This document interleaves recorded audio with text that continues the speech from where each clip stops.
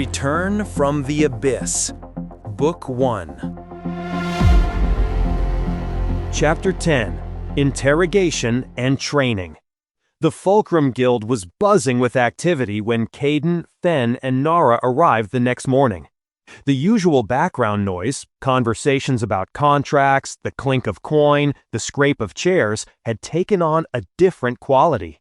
Sharper, more focused. Every head seemed to turn as they entered. Caden felt the weight of dozens of stares, heard the whispers that weren't quite quiet enough, ripped its jaws apart with his bare hands, glowing like he was on fire, healed a fatal wound in seconds. Frank? No way that's Frank!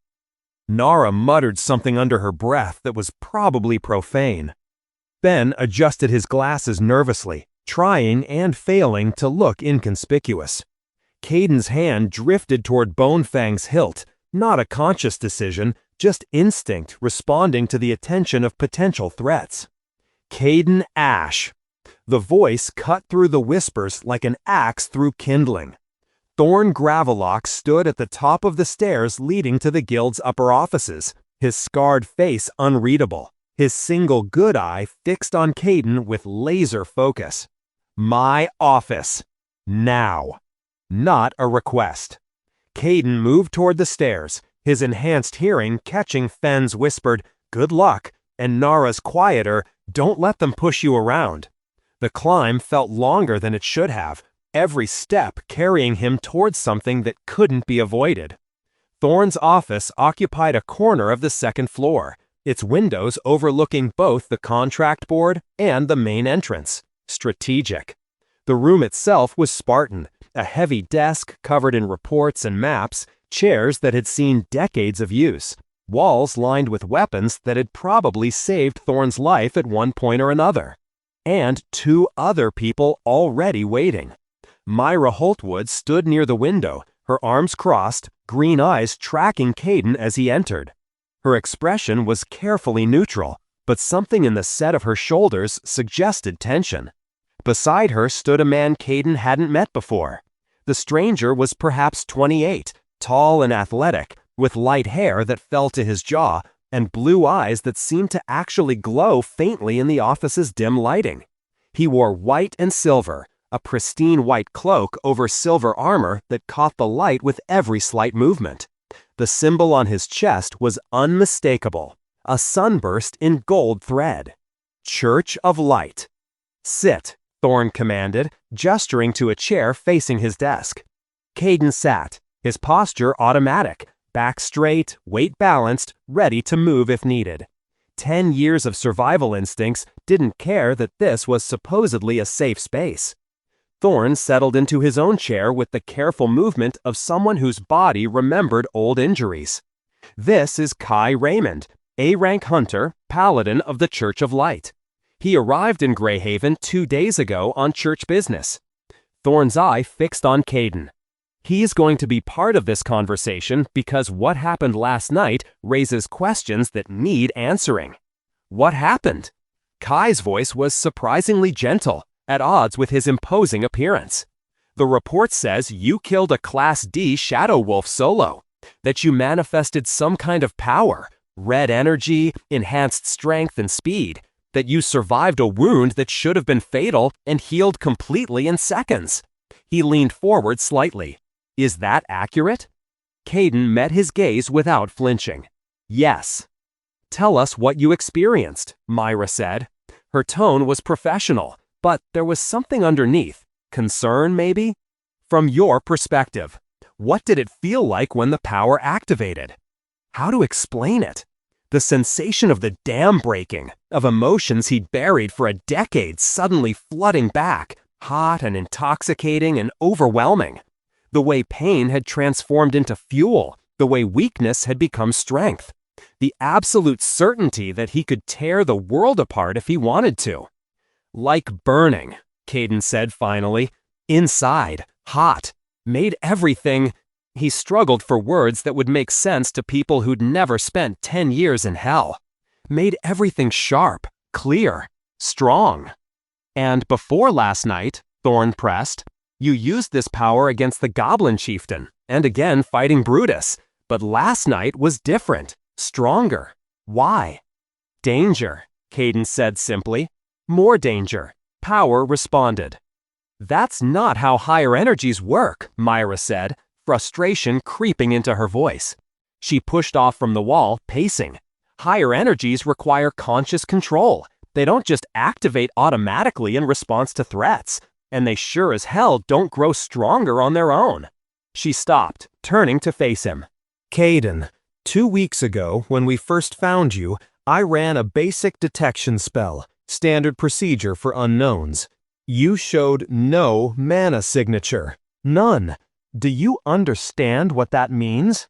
That I don't have mana? Which should make having a higher energy impossible. Myra's hands clenched into fists. Mana is the foundation. You can't manifest Viral without mana, can't use Crimson without mana, can't access any of the 8 higher energies without that baseline. It's fundamental magical theory. It's been proven across 10,000 years of study. And yet, you're walking around doing exactly what shouldn't be possible. Silence fell over the office. Caden could feel their eyes on him, assessing, calculating, trying to understand something that didn't fit their understanding of how the world worked. I don't know why, he said quietly. Honestly, I don't know how. Energy just appeared. When the shard merged with me. The shard, Kai said softly. He'd been quiet, watching, but now he straightened. You absorbed an abyss shard? That's what you're saying? Yes. When? First one? 10 years ago. In the ruins. In the... Caden paused. He'd been careful not to name the place, but they deserved some truth. In the abyss. The words hung in the air like a death sentence. Thorn's eye widened fractionally. Myra went very still. Kai's hand moved instinctively toward the sword at his side before he caught himself. The abyss, Thorn repeated, his voice flat. You're telling us you spent 10 years in the abyss? The prison dimension? Where monsters are born from corrupted souls? Where nothing human can survive? He leaned forward, both hands flat on his desk. Boy, people don't come back from the abyss. The few who've fallen through rifts, they're found dead within hours, days at most. So either you're lying, or you're claiming to be the only human to ever survive there for a decade? Not claiming, Caden said, stating. Prove it, Kai said suddenly. His voice had lost its gentleness, taking on an edge of command. If you absorbed an abyss shard, if this power comes from that place, then you're carrying corruption, darkness, possibly even demonic taint. He stood, his hand going to a small crystal hanging from his belt. I can check. Luxar reveals truth, purges corruption. If you're clean, the light won't harm you. If you're tainted... He left the threat unfinished. Caden looked at Thorn. The Guildmaster's expression was unreadable, but he gave a slight nod. Permission. Or maybe a command. Okay, Caden said. Kai stepped forward, the crystal in his hand beginning to glow with soft golden light. This won't hurt if you're uncorrupted. But if there's darkness in you, the Luxar will burn it out. Don't resist. The light intensified, spreading from the crystal to Kai's hand, up his arm, across his chest. The paladin's eyes began to shine with the same golden radiance. When he spoke again, his voice seemed to echo with layered harmonics. By the light that judges, by the truth that reveals, I command, show yourself. The golden light exploded outward, filling the room with radiance so bright Caden's eyes watered. He felt it touch him, warm, almost comforting, like standing in summer sunlight.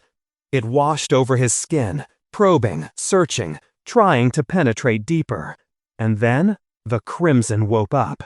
Caden felt it surge from somewhere in his chest, racing outward through the network of veins the shard had created. The scarlet star scar on his palm flared so bright it cast red shadows across the golden light. Kai gasped, stumbling backward. The Luxar, that pure, cleansing golden radiance, hit the wall of scarlet and stopped. Not absorbed, not overcome, just stopped. Like two opposing forces meeting, neither able to advance. What? Kai's voice cracked. Sweat beaded on his forehead. That's not possible. Luxar should dominate any darkness, should purge any corruption. But this... The golden light flickered, wavered, began to fade as Kai's concentration broke. It's not rejecting the light because it's corrupted. It's rejecting it because it sees Luxar as a threat. Like... He stared at Caden, his expression shifting from command to confusion to something that might have been fear. Like it's protecting you. The scarlet light faded as the golden radiance retreated. Caden's scar returned to its faint glow. The room seemed darker for a moment, everyone's eyes adjusting back to normal light. "Well," Thorn said into the silence. "That was interesting." "He's not corrupted," Kai said, his voice shaking slightly. "I can confirm that much. There's no demonic taint, no undead energy, no curse marks. But that power?" He looked at Myra, then Thorn. "That's not natural. That's something else entirely. Something I've never encountered." "The abyss changes things," Caden said quietly. "Changes people. I survived, but survival had a price." Myra moved to stand beside Thorn's desk, her hand resting on the worn wood. "Guildmaster, we need to decide what to do with him. If word gets out that he's carrying abyss energy, the church will demand his execution. If the kingdoms learn about him, they'll either try to weaponize him or eliminate him as a threat. And if other hunters find out..." She didn't finish, but the implication was clear. "The boy can fight," Thorn said bluntly. "Better than most C ranks I've seen. Maybe better than some B ranks. And he's loyal to the guild, hasn't caused problems, takes contracts, follows the rules. For as I'm concerned, that matters more than where his power comes from." "But," Kai started. "But nothing," Thorn interrupted, his voice carrying the weight of decades of authority. "The guild doesn't discriminate based on energy type. We've got umbral users, crimson users, even a few who practice blood magic within legal limits. We judge hunters by their actions, not their abilities." He looked at Kai directly. "That includes you, Paladin. You're a guest here. You don't make the rules." Kai's jaw tightened, but he gave a stiff nod. Thorn turned back to Caden. "Here's what's going to happen. Effective immediately, you're promoted to D rank. You've demonstrated the capability to handle Class D threats. Congratulations. But you're going under observation.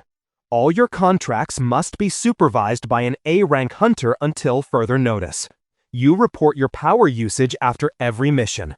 And you're going to learn to control that energy consciously, instead of just letting it explode when you're in danger." "I'll supervise him," Myra said immediately. "I found him. I brought him into the guild. I'll take responsibility." "Figured you'd say that." Thorn pulled a new badge from his desk drawer. Bronze instead of iron, with a small D engraved on it. He slid it across the desk to Caden. "Myra's your handler now. She says jump, you ask how high. She says the mission's too dangerous, you back off. Clear?" "Clear," Caden said, picking up the badge. The metal was warm from Thorn's hand. "Good. Now get out, all of you. I've got actual work to do." The training began 3 days later. Myra led Caden to a clearing deep in Shadow Needle Forest, far enough from the city that they wouldn't attract attention, close enough that they could return before dark. The space was perhaps 30 meters across, ringed by ancient conifers, the ground covered in a thick carpet of fallen needles. "This is where I trained when I was learning to control Terrell," Myra said, dropping her pack at the clearing's edge. "Private, quiet, no one to bother us." She turned to face him, arms crossed. "Before we start, I need you to understand something. Higher energies are dangerous, not just to your enemies, to you. Use them wrong, push too hard, and they'll burn you out from the inside. Crimson especially. It's aggressive, meant for combat, feeds on your physical stamina and your blood. Push it too far, and you'll tear your own muscles apart, burst your own organs. Understood, Caden said. I'm serious, Caden. I've seen Crimson users die because they couldn't control their power. Saw a berserker in my first year with the guild. He activated too deeply, couldn't shut it down. By the time he burned through his stamina, his heart exploded. Her green eyes were hard. I'm not going to let that happen to you. Something in Caden's chest tightened at the words. Concern. She was genuinely concerned for his safety. The emotion was foreign enough that he didn't quite know how to respond. Okay, he said finally. Teach me. Myra's expression softened slightly. Right. First lesson, understanding the energy. Crimson isn't just power, it's life force, blood, the fundamental vitality of your body converted into enhancement. When you activate it, you're burning yourself as fuel. The more power you need, the more fuel you consume. I feel it. After. Tired. Hungry. Exactly. That's your body demanding replacement fuel. Now, most Crimson users take years to learn conscious activation because they have to build the hard-won muscle memory from scratch, learn to feel the energy, learn to channel it without panicking. She paused. But you already have the pathways. The shard did that for you. Your problem is control. You're letting the energy control you instead of the other way around. How do I change that? Meditation. Focus. Learning to activate small amounts consciously instead of waiting for life or death situations to force a full activation. Myra settled into a cross-legged position on the ground. Sit. Close your eyes. Breathe. Caden mimicked her position, closing his eyes. The forest sounds surrounded him. Wind through branches, distant bird calls, the rustle of small animals in the underbrush. Focus on your right hand. Myra's voice came, calm and steady. The scar. Feel it. Don't force anything, just observe. What do you sense? Caden turned his attention inward, to the cracked star pattern on his palm. There, a warmth, constant and faint, like embers buried in ash. Waiting. Warmth, he said. Good. That's the reservoir, the well of power. Now, very gently, try to draw from it. Just a trickle. Imagine reaching into that warmth and pulling a thread of it toward your fingers. He tried. The warmth resisted at first, inert, dormant. But as he focused, as he consciously reached for it instead of waiting for instinct to trigger, something shifted. A thread of heat moved from his palm toward his fingertips. It's moving, he said. Open your eyes. Look at your hand. Caden's eyes opened. His fingertips glowed faintly scarlet, the light barely visible in the afternoon sun. As he watched, the glow spread to his whole hand, then began to fade as his concentration wavered. That was 15 seconds, Myra said, and there was pride in her voice. Most students can't manifest for more than 5 on their first conscious attempt. You've got natural talent, or, she amended, 10 years of survival training your instincts to the point where your body already knows what to do. Either way, it's impressive. They practiced for hours. Conscious activation. Holding the energy, releasing it without letting it explode. By the time the sun began to set, Caden could maintain a partial activation for nearly a minute, though the effort left him sweating and exhausted. We'll continue tomorrow, Myra said as they packed up, and the day after, and the day after that. Controlling Crimson is like building muscle.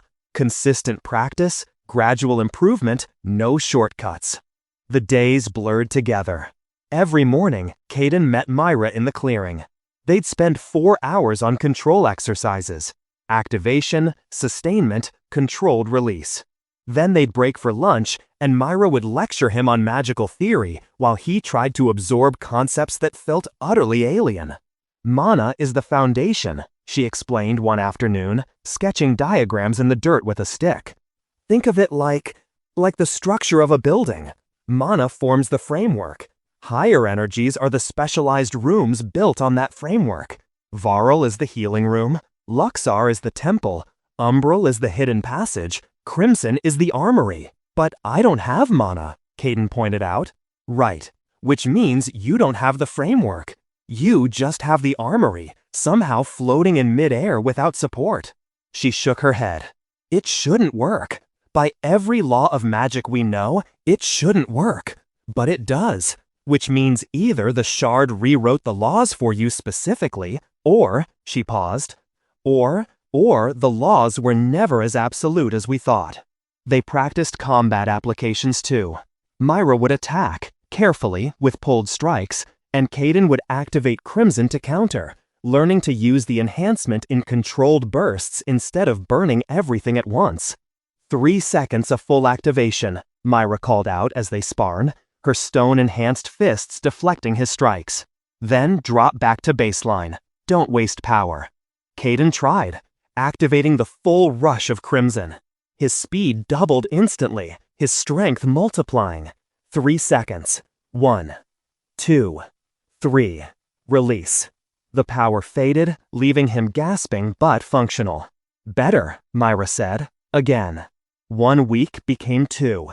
2 became 3.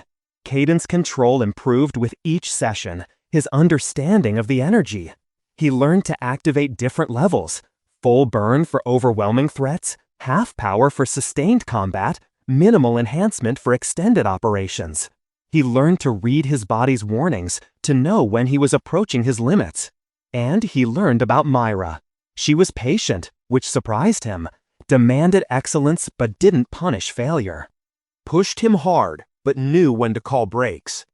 Sometimes, during their lunch breaks, she'd talk about her own training, her journey from novice to A rank.